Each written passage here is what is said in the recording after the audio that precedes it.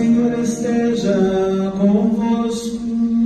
Ele está no meio de nós.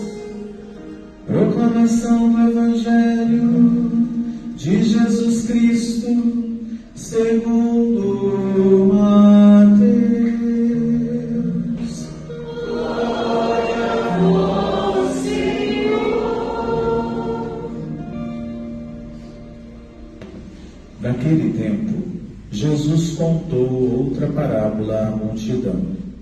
O reino dos céus é como um homem que semeou boa semente no seu campo. Enquanto todos dormiam, veio seu inimigo, semeou o joio no meio do trigo e foi embora. Quando o trigo cresceu e as espigas começaram a se formar, apareceu também o joio. Os empregados foram procurar o dono e lhe disseram: Senhor, não semeastes boa semente no teu campo? De onde veio então o joio? O dono respondeu: Foi algum inimigo que fez isso. Os empregados lhe perguntaram: Queres que vamos arrancar o joio? O dono respondeu: Não. Pode acontecer que, arrancando o joio, arranqueis também o trigo. Deixai crescer um e o outro até a colheita. E no tempo da colheita, direi aos que cortam o trigo: arrancai primeiro o joio, e o amarrai em feixes para ser queimado. Recolhei, porém, o trigo no meu celeiro. Jesus contou-lhes outra parábola.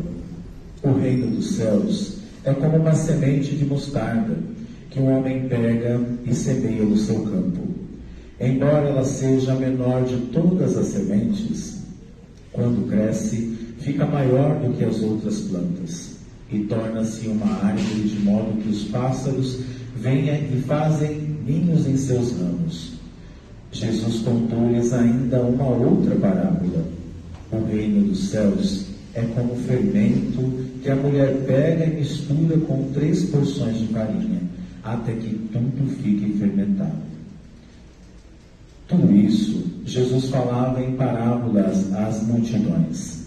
Nada lhes falava sem usar parábola, para se cumprir o que foi dito pelo profeta: Abrirei a boca para falar em parábolas, vou proclamar coisas escondidas desde a criação do mundo.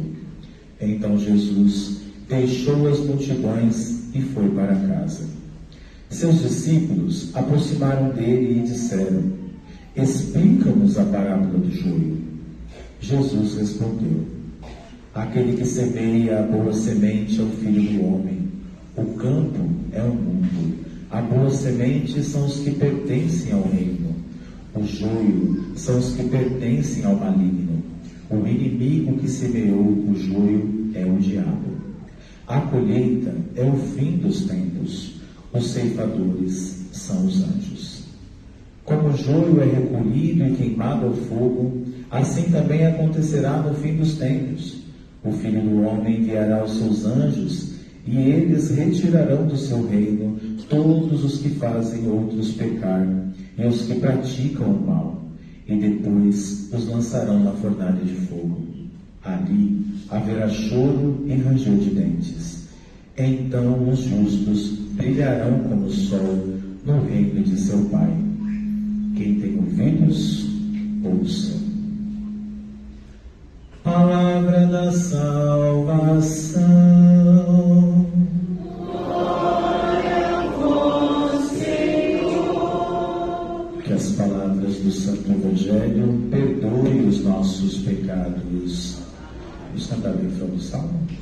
Ó Senhor, Vós sois bom, sois clemente e fiel. Ó Senhor, vós sois bom, sois clemente e fiel. ó Senhor, Vós sois bom, sois clemente e fiel. Ó Senhor, vós sois bom, sois clemente e fiel. Louvado seja nosso Senhor Jesus Cristo. Para sempre seja louvado. Podemos nos sentar, irmãos e irmãs. Quero saudar de maneira especial todos aqueles que organizaram esta liturgia, que prepararam, né, os comentários, as preces. Também quero saudar os ministros aqui presentes, os coroinhas, acólitos, a equipe de liturgia, né, e a pastoral de comunicação, que também está transmitindo esta celebração. Gostaria também de acolher, se tem alguém aqui que veio pela primeira vez à nossa paróquia, pega a mão bem alta assim que eu não enxergo muito bem. Ali, tem mais alguém? Ali no meio também. Como diz o Padre Marcos, a ele e a cada um de nós sejam bem-vindos. Voltem uma grande salva de palmas.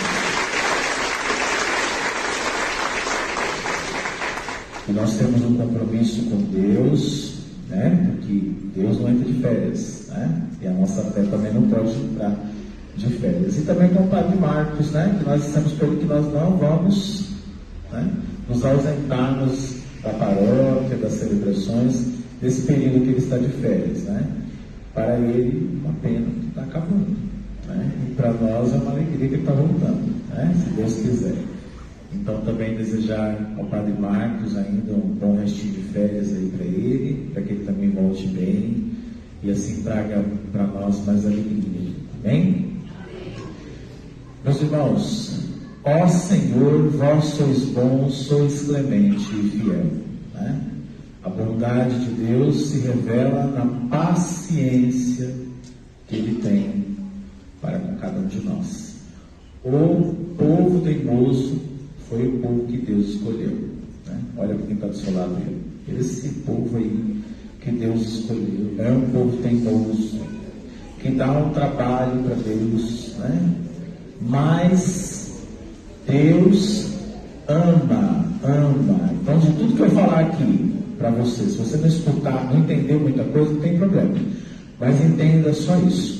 Deus te ama. Vamos responder: Deus me ama? Deus me ama. Mais uma vez, Deus me ama. Então tá bom. Se você entender só isso, já tá bom, tá?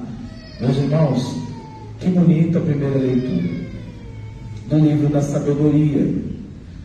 Não há além de ti outro Deus que cuide de todas as coisas. Não há. Não é? E aqui abrindo parênteses, o livro da sabedoria é um dos livros, ou dos 7 livros a mais que contém na Bíblia católica. Na Bíblia protestante não contém o livro da sabedoria. E assim como outros 6 livros, né? 7 livros não contém na Bíblia protestante. A Bíblia protestante é errada? Não. Dos nossos irmãos, não. Mas ela é incompleta, porque faltam 7 livros do Antigo Testamento, entre eles Macabeus, enfim. Esses 7 livros não contém na Bíblia protestante. Então eu digo para você, né, que pena, porque são livros que são citados também no Novo Testamento. Inclusive, um dos livros do Novo Testamento não continha e depois passou a conter, que foi o livro de Tiago, a carta de Tiago. E hoje a gente vê, então, contemplado, né? Então, no Novo Testamento tem todos os livros, mas no Antigo Testamento está incompleto. E olha que pérola, né? Que coisa linda.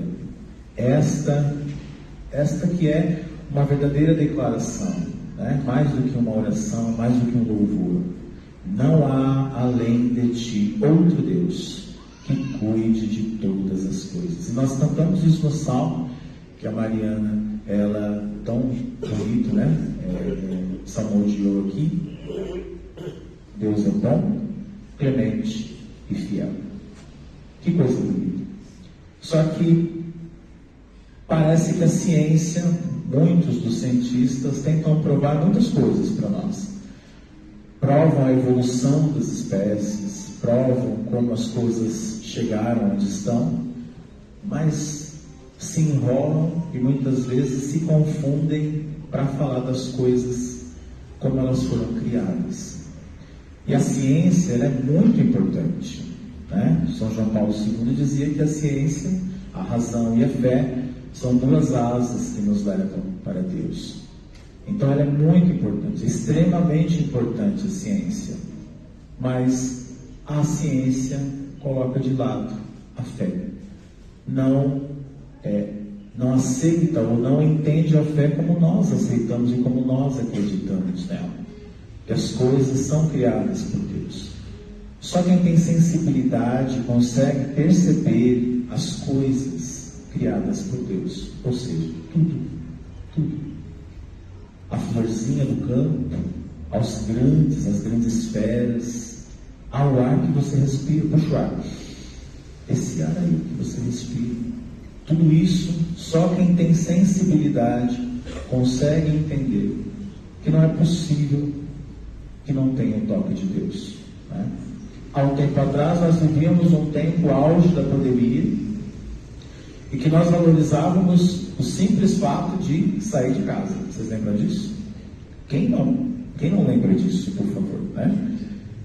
Todos nós passamos por um momento muito difícil, onde nós fomos privados de algo que para nós é muito valioso, a liberdade. Nós não podíamos ir e vir. Nós tínhamos que estar presos em algum lugar na casa, talvez não conseguíamos comprar certas coisas, ir em tais lugares. Eu me lembro que a Gabi, ela passou por esse momento, de isolamento, e teve um momento que eu falei assim, já que a gente não pode andar por aí, vamos colocar ela no carro e vamos levar ela para um lugar assim, né? Vamos andar na estrada. E nós pegamos Ayrton Senna e nós andamos, nós fomos de carro, e em determinado momento eu olhei, né? E ela tinha aberto o vidro de trás e o vento batia no rosto dela, né? E é como se ela estivesse ali naquele momento dando valor ou apreciando algo que para nós hoje é tão comum, né? Mas ela não tinha aquele ventinho batendo no rosto. Como a gente valorizou a nossa vida e as pequenas coisas da nossa vida. É claro que a gente não precisa voltar a um tempo tão terrível como esse, mas eu convido você a fazer essa prece, né? A fazer esse louvor aqui da primeira leitura, né? Agradecer a Deus pelas coisas simples da vida, pelas coisas que acontecem no nosso dia a dia, do ar que você respira, da manhã, do frio, do calor. Ou seja, só quem tem sensibilidade, só quem é cristão de verdade consegue identificar que as coisas não surgiram assim, tão teoricamente. As coisas surgiram também do amor que Deus tem por cada um de nós. E aqui nós vemos isso expresso, tanto na primeira leitura, quanto no Salmo. A segunda leitura vai dizer para nós sobre a importância da nossa oração. E a segunda leitura diz assim: o Espírito vem em nosso socorro, e em socorro da nossa fraqueza, pois nós não sabemos o que pedir e como pedir. Muitas vezes nós pedimos coisas que não precisamos, ou que são coisas que talvez não nos transformariam em nada. Talvez nos tornaríamos mais egoístas, talvez nos tornaríamos mais isolados, talvez mais soberbos do que já somos. Mas o Espírito Santo, ele traduz a nossa oração. O que significa gemidos inefáveis, né? Nada mais é do que o Espírito Santo que colhe as nossas orações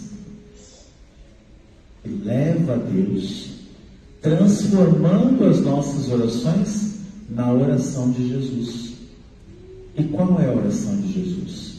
Seja feita a tua vontade.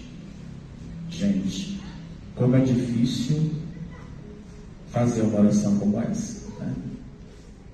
Talvez você tenha passado por um momento muito difícil em que não tinha resposta.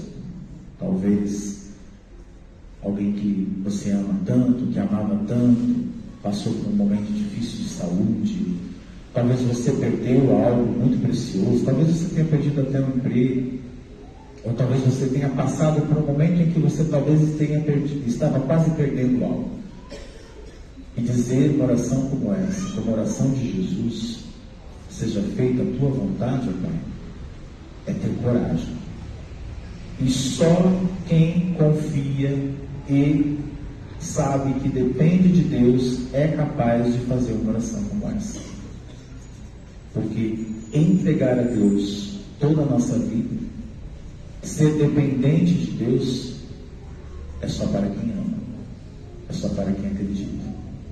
Por isso, o Espírito Santo colhe as nossas orações, leva até Deus, transformando. É como se Ele estivesse transformando, é como se Ele estivesse traduzindo para Deus as nossas preces em: Pai, seja feita a tua vontade.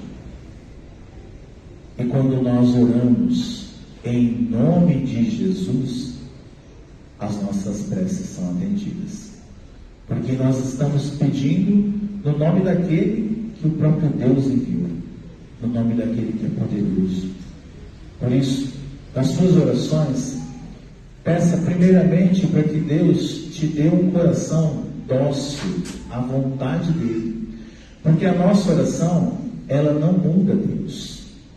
Às vezes a gente acha que se a gente rezar bastante, vai mudar o coração de Deus. Deus já tem algo para nós. Da vontade dele, nós não sabemos. Mas nós sabemos que a vontade dele para nós é sempre melhor. É sempre a melhor opção. É sempre a melhor escolha. Nós enxergamos o ontem, nós enxergamos o hoje, mas Deus já viu lá na frente. Deus já sabe lá na frente o que Ele quer para nós. Por isso, quando nós entregamos a nossa oração para Deus, nós devemos entregar com confiança. Porque a nossa oração, repito, não muda Deus, muda nós. Quando nós oramos mais intensamente, quando nós entregamos o nosso dia a dia, a nossa vida a Deus, nós vamos ter intimidade com Ele, proximidade com Ele. E é isso que o Espírito Santo faz em nós. Ele não somente recolhe as nossas orações, mas Ele transforma nós, transforma o nosso interior. E a gente se torna mais dócil à vontade de Deus. Sabe quando a gente está tranquilo? Eu conversava com uma mãe, há um tempo atrás, ela dizia assim: o filho passou por um acidente gravíssimo. E ela dizia assim para mim: sabe, Alexandre, eu estou tão em paz, porque eu tenho certeza que Deus tem o melhor para ele. Eu estou muito em paz.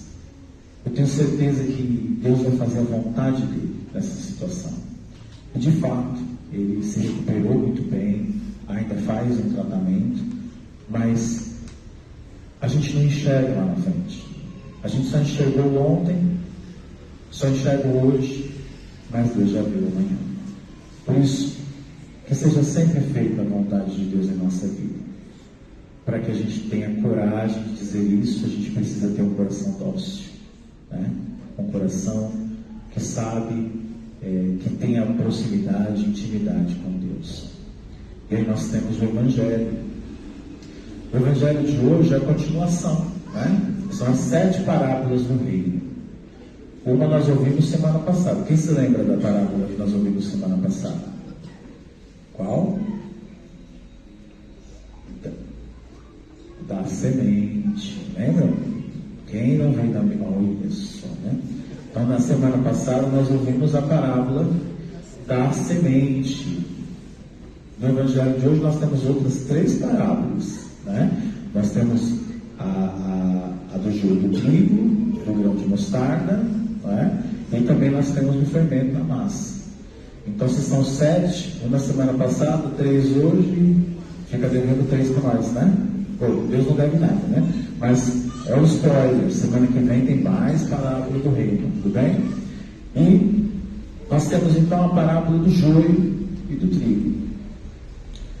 Eu nunca vi uma plantação de trigo, mas o que eu vi na internet, que eu pesquisei, o joio é muito parecido com o trigo, né?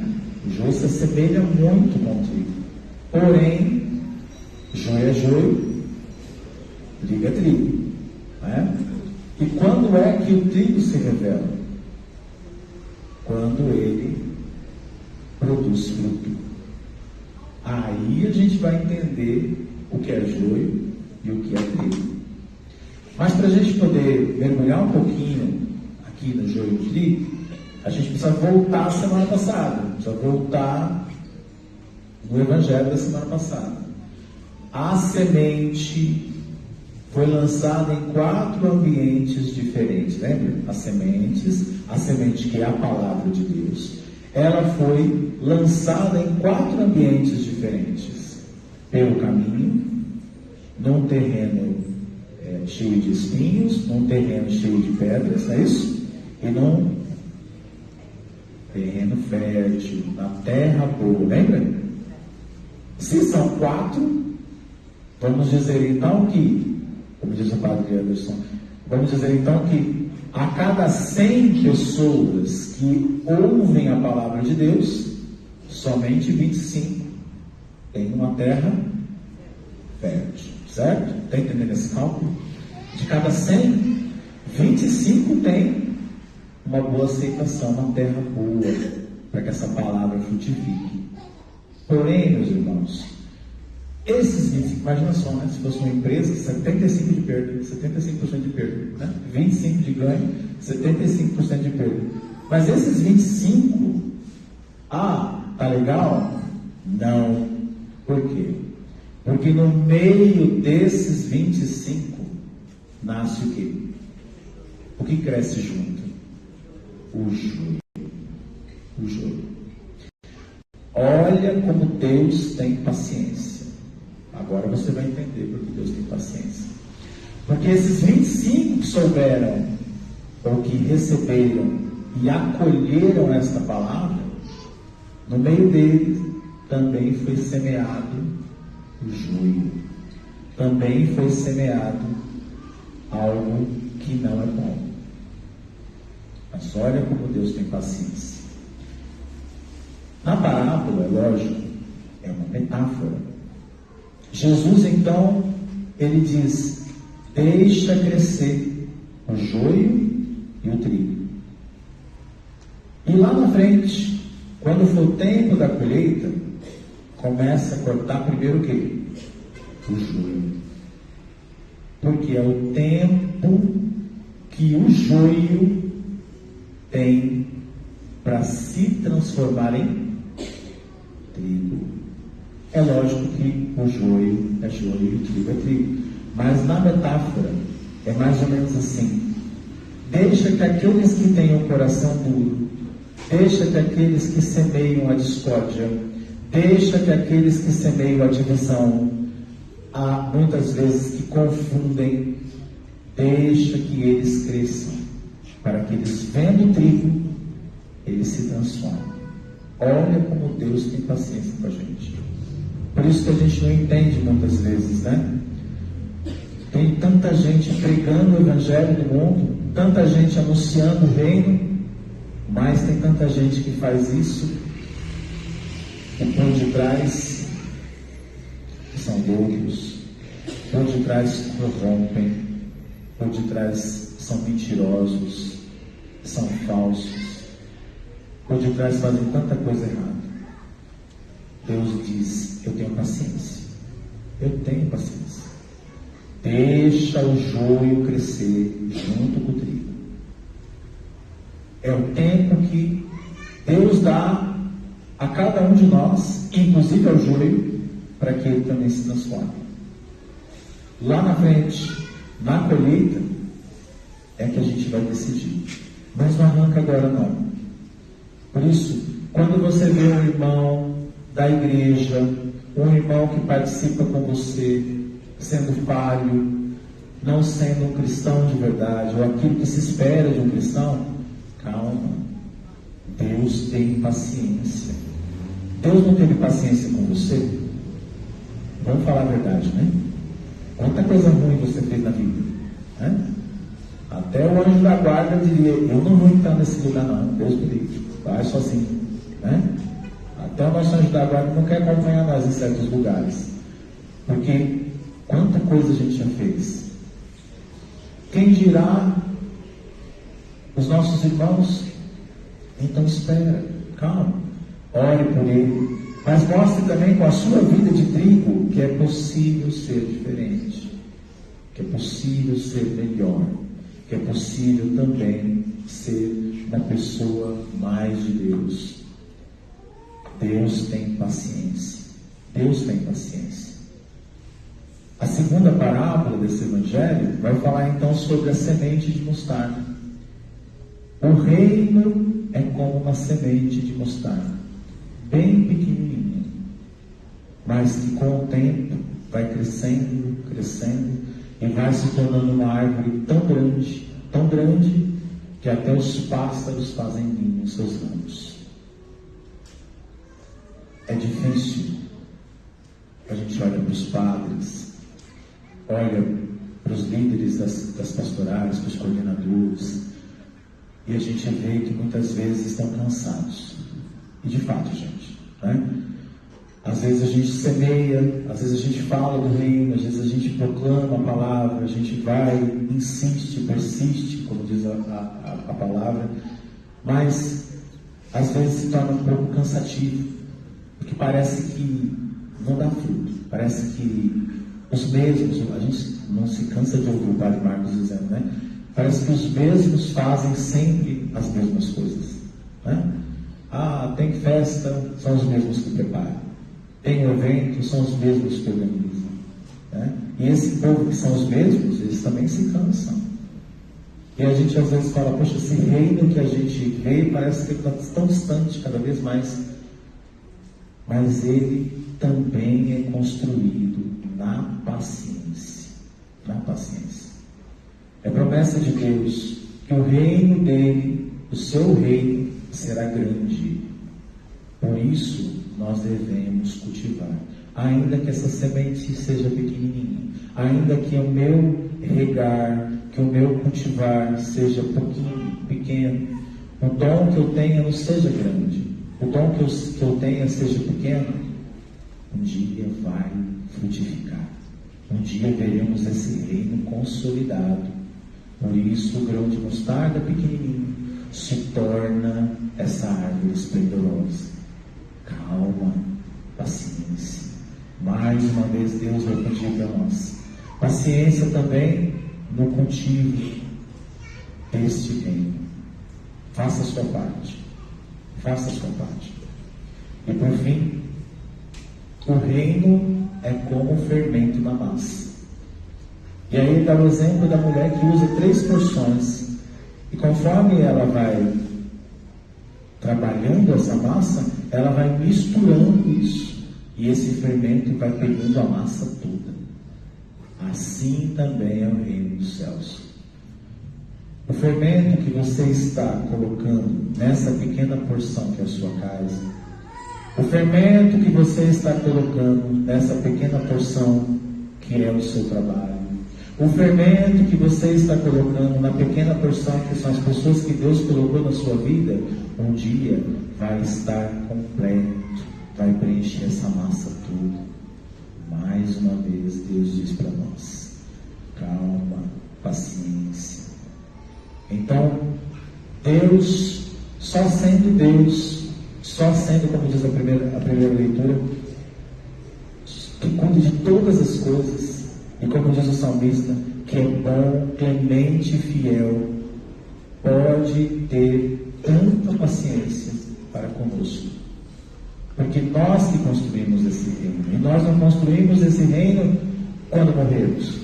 Nós construímos esse reino hoje, agora, nesse momento, com as pequenas porções de fermento que você vai colocando, que é o seu testemunho, que é o amor que você revela aos outros, que é como você lida com os outros, esse fermento vai construindo o reino.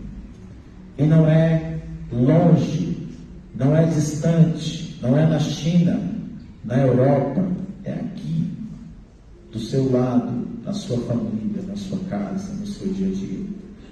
Por isso, meus irmãos, que nós possamos ter esta paciência, mas ao mesmo tempo esta certeza que Deus é bom, clemente e fiel, mas que Ele age através de mim, que a sua bondade, a sua clemência, a sua fidelidade possa agir também através de mim, que eu possa ter paciência com o outro, que eu possa também compreender o outro que falha como eu também falho, que eu possa ter cuidado com o outro como Deus tem cuidado de mim, e que eu possa entender e sentir a presença de Deus no ar que eu respiro, no frio, no calor, no nosso dia a dia.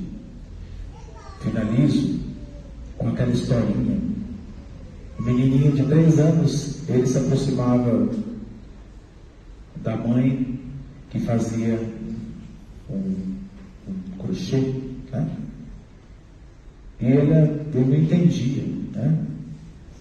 Mas esse monte de linha aí, né, embolada, o que vai dar isso aí, né? E a mãe falava: menino, fica longe, né? Querendo tirar o menino de perto. E a mãe fazia: fica ali, né? E depois a mãe dele chama ele e fala: vem aqui para você ver uma coisa. Aí ele vê, né, aquele trabalho bonito que a mãe tinha feito. Aí ele fala: é isso que você estava fazendo? Né? Como pode, né? Um monte de linha, um monte de fiozinhos embolados se tornar esse trabalho lindo. É isso que Deus faz com a gente. Esse monte de linha, esse monte de fiozinhos amarrados, enrolados, que nós não entendemos que é a nossa vida, é um trabalho lindo que Deus está preparando, construindo para cada um de nós.